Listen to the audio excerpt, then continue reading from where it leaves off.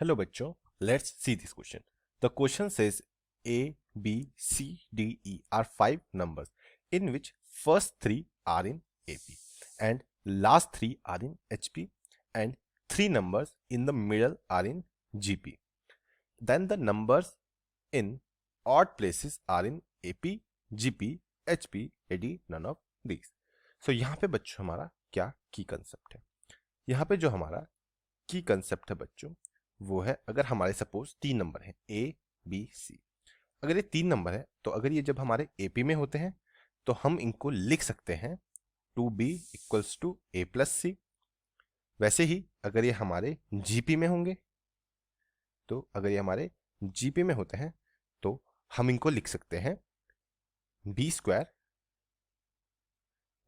Equals to ए सी। या अगर ये हमारे एचपी में होंगे तो हम इनको क्या लिख सकते हैं? हम इसको लिख सकते हैं b equals to 2ac divide by a plus C. So now बच्चों अब हम गिवन क्वेश्चन चलते हैं। हमें कहा है कि जो हमारे ए बी सी डी यानी कि जो a comma B comma C comma D comma E ये हमारे पांच नंबर है। इसमें से जो हमारे फर्स्ट थ्री हैं यानी कि a कॉमा बी कॉमा सी ये किस में है? ये एपी में है। तो अकॉर्डिंग टू आर की कंसेप्ट को यूज करें तो हम इसको लिख सकते हैं जो हमारा 2b equals to A plus C के है। अब हमें यहाँ पे सेकंड क्या बोला है? हमें यहाँ पे बोला है कि जो हमारे लास्ट थ्री हैं वो एचपी में है और if the three middle in GP यानी कि तीन मिडल के थ्री बी सी डी।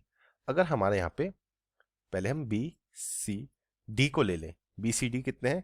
अगर ये जीपी में है तो इसको हम क्या लिख सकते हैं? इसको हम लिख सकते हैं बच्चों जो हमारा C square equals to B D होगा। और हमें क्या बोला था? हमें बोला था यहाँ पे जो हमारे लास्ट थ्री हैं यानी कि सी डी ई। तो C comma D comma E ये किस में है? ये हमारे एचपी में है। तो इसके लिए हम क्या कर सकते हैं? हम इसे यहाँ पे लिख सकते हैं जो हमारा यहाँ पे 1/d होगा, 1/d। या तो अगर हम इसे अपने की कंसेप्ट के हिसाब से लिखें तो डी की कंसेप्ट के हिसाब से लिखेंगे तो ये हो जाएगा हमारा यहाँ पे d equals to 2ce divide by c plus E.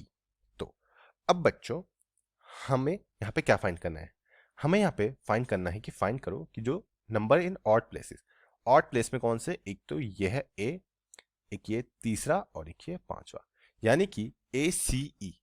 तो हमारा ए कॉमा सी कॉमा ई ये हमारा किस में है? ये हमें यहाँ पे फाइंड करना है। तो अगर हम बच्चों यहाँ पे क्या करते हैं, हमें यहाँ पे गिवन है जो हमारा C square equals to B D है।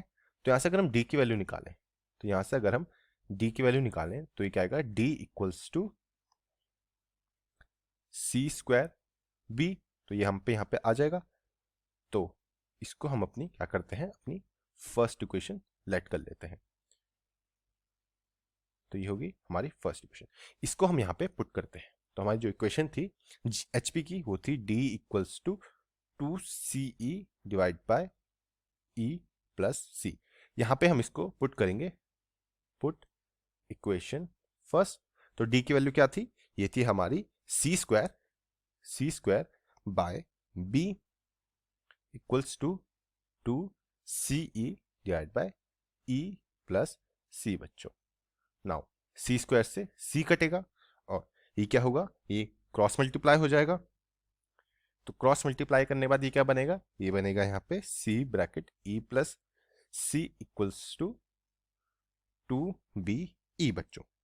और ये हो जाएगा C E plus C square equals to 2b। अब बच्चों हम यहाँ पे याद रखते हैं तो यहाँ पे हमने क्या फाइंड किया था? एपी से जो हमारी वैल्यू ऑफ 2b है वो इक्वल्स टू ए प्लस सी है। तो इसको हम अपनी सेकेंड इक्वेशन लेट कर लेते हैं। तो अब बच्चों हम क्या करते हैं? यहाँ पे हम अपनी सेकेंड इक्वेशन पुट करते हैं। तो पुट इक्वेशन सेकेंड, यहाँ पे हम पुट करेंगे पुट इक्वेशन सेकेंड। पुट करेगा तो ये क्या बनेगा? ये था हमारा यहाँ पे c bracket e plus C equals to 2be। इसमें हम पुट करेंगे तो ये बनेगा c bracket e plus C equals to 2bc की वैल्यू क्या थी? वो थी a प्लस सी इंटू ई।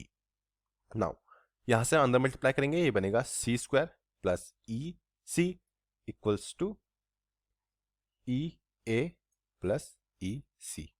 तो यहां से बच्चों ई ए से ई ए तो एज इट इज रहेगा बच्चों, यहाँ पे ई सी से ई सी कैंसिल आउट होगा और यहां से क्या आएगा हमारा सी जो आएगा वो आएगा अंडर रूट ई ए। अगर बच्चों हम यहाँ पे अपने गिवन इक्वेशन देखें, तो अगर हम इसको देखें, अगर हम यहाँ पे इसको देखें, तो अगर ये जीपी में है तो जीपी में अगर ए सी ई ये क्या है, अगर हमारी जीपी में होती है तो हम इसको लिख सकते हैं सी स्क्वायर इक्वल्स टू ए ई, और यानी कि सी इक्वल्स टू अंडर रूट ए ई, और यही बच्चों हमारा यहाँ पे आया है। तो यानी कि हम कह सकते हैं therefore A comma C comma E are in G P, and अगर हम ऑप्शन देखें तो ऑप्शन नंबर बी जो है हमारा करेक्ट ऑप्शन होगा। और बच्चों ये आंसर हमने फाइंड किया है बाय यूजिंग अ की concept which is the conditions for AP GP and HP. Hope बच्चों आपको क्वेश्चन समझ आया होगा, एंड बेस्ट ऑफ लक।